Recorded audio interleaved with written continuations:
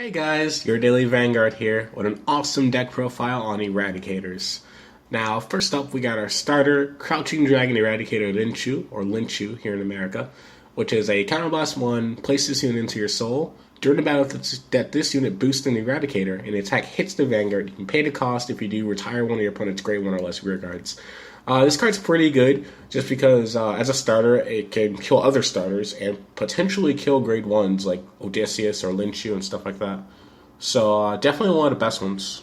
Next up, we have 4 heals. We have 12 criticals, which is pretty standard for me just because draw triggers don't actually help the Eradicator deck do anything, while criticals can push your opponent to higher damage and put pressure on them or kill them automatically off of like a 4 crit Gauntlet Buster. The reason draws don't really help is because, one, drawing into extra cards like extra Cho-O or Cho-Juns or extra Gauntlet Busters, things like drawing into your extra pieces don't actually help you win the game. The only reason you should be playing draws is if you're trying to search for specific combo pieces to win the game and meet your win conditions. But this deck has like every card as a win condition. So it doesn't matter if I draw one card or multiple of that card, I'm going to achieve the same win condition with only one of them. Say, for instance, I have one Cho-O in my hand that I already had, and I drew into a second Cho-O. That second Cho-O doesn't really help me as much as that one Cho-O already did. If I'm trying to reach a conquest turn, that one Cho-O is all I need. I don't need 2. But a critical at any time in the game will either win the game or push my opponent to higher damage so I can win the game next turn, which is all this deck is about, because this deck doesn't actually do well when the game is prolonged. So you kind of don't want to play more than... You don't want to play like extra draws. You could try it. I particularly don't like it. Next up, for grade 1s, we have 4 Eradicator Wyvern Guard Golds, which is our PGs. All the cards in my deck is Eradicators for consistency reasons. You want to activate Anger Charge as much as possible, so that's why we don't play any other type of PG. And Gold can protect rear guards if that situation arises. You can protect one of your rear guards. Probably won't happen because the game should be over before any big things happen. Next, we have 3 Shukis, 3... Eradicator Egghelm Draco Kids, and 3 Kantos. Egghelm is our Limit Break Enabler, which we play at 3. Card's pretty good. Activates our Gauntlet Buster as quickly as possible. But we don't really want to play any of these cards at 4 because all of them have the same value. So Kanto can't be played at 4 because it's a Soul Blast 1 cost, which is... It has the same ability as Shuki, fulfilling our retire conditions for power columns. But this one has a Soul Blast 1 cost, so we don't really want to play this card at 4 and reduce Shuki down to 2, but we don't want to play Limit Break Enabler at 2 because we want to see it as much as possible. Next, we have our grade 2s, our Conquering Eradicator Zuitan, which is a Vanguard Rearguard skill. On hit, you can Soul Charge 1 and unflip damage, which allows us to reuse our resources and also build up Soul for Kanto turns. Unfortunately, though, because we play Kanto, we can't play Rising Phoenix, which is a Soul Blast 2 draw 1. I love that card, but we can't play it because of Kanto. Next, we have Devil Blade Eradicator Cho-O, which also just fulfills our conditions. All these skills, Zuitan, Cho-O, and Cho-Jun, are Vanguard Rearguard skills, which you don't really see often these days, but it's actually really good, meaning you can actually write it. Usually, you can write this card, call another copy, and you'll be fine. You can still use it.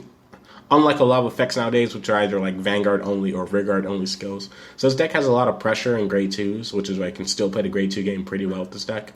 Cho-Jun is Counterblast 1 Eradicator, retire one of your opponents. Your opponent chooses one of his rear guards and retires it. And that's pretty good, especially for early grade 2 gaming. I like it. And then we have our Twin Gun Eradicator Hakusho, which is also another power gaining ability card. All these cards are played at 3, once again, because none of these cards are more valuable than the other. The only one you can actually give a case for being more valuable is Cho-O, but if you see multiple Cho-Os, once again, it doesn't do anything, because one Cho-O automatically wins the game off of a conquest, or pushes you further in the game off of one conquest, because you retire one of the rear guards or conquest skill, then this card retires the other rear guard.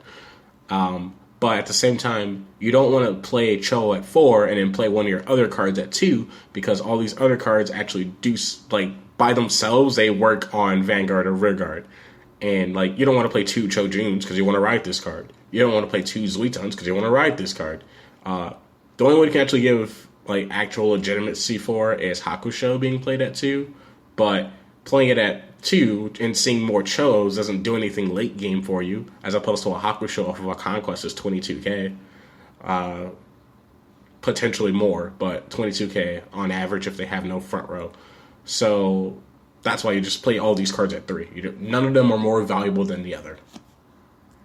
And then lastly, you have Eradicator Anger Charge Dragon, which is Counterblast 1 Eradicator. When it's placed on Rearguard Circle, you can pay the cost, put the top card of your deck into your damage zone face up. If that card has Eradicators, which it will because all of our cards are Eradicators, you can retire one of your opponent's Rearguard, or your opponent chooses one of his Rearguards and retires it.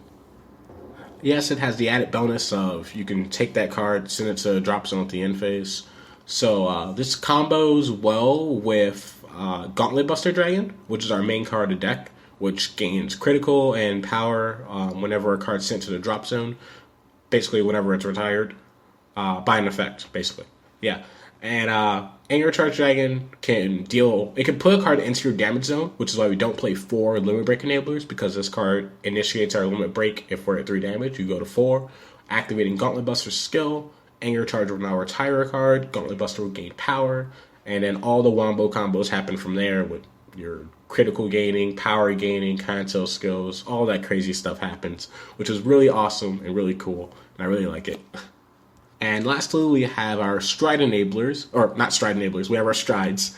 Tree Eradicator, Finish Blow Dragon, which you probably won't go into any of these cards besides like your first Stride Zoras, and then second Stride Conquest Dragon to win the game. But if you do happen to go into Finish Blow Dragon, you might as well play it at 2. You can activate it, gain a crit, retire some stuff, just like Gauntlet Buster, and possibly cheese your opponent off of like triple drop checking crits and stuff like that. It's kind of crazy. But you play this card at 2 just because it's nice to have for crit gaining, just because you're like in a losing situation. Back when people used to play Saint Blow Dragon, that's kind of a similar situation here. Second up, we got Zoras. Well, Zoras is our first Stride, obviously. It's not good, but it's not bad either for a retiring ability. Decent, I guess.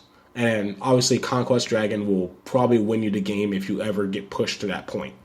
That's why we played at 4. It's a staple in all Eradicator, all Narukami decks. It's a staple in, just like Diablo's a staple in all Shadow Paladin decks. There's no reason not to play them. Problems though is that the deck loses late game. If you go into a late game situation, you'll probably lose the game. So you probably don't even care about striding. And if you're a budget player, you probably don't even need any of these cards. They're just in case situations. But just in case situations are still situations that take into a factor. Overall, guys, that's been a deck profile. You can like, comment, subscribe. Tomorrow, there'll be a deck profile on Sanctuary Guard Dragon and how it's doing in the new meta that we're in, thanks to Sword Me being limited, things like that, or restricted from the deck. And yeah, hope you guys enjoyed. Continue to stay awesome, guys.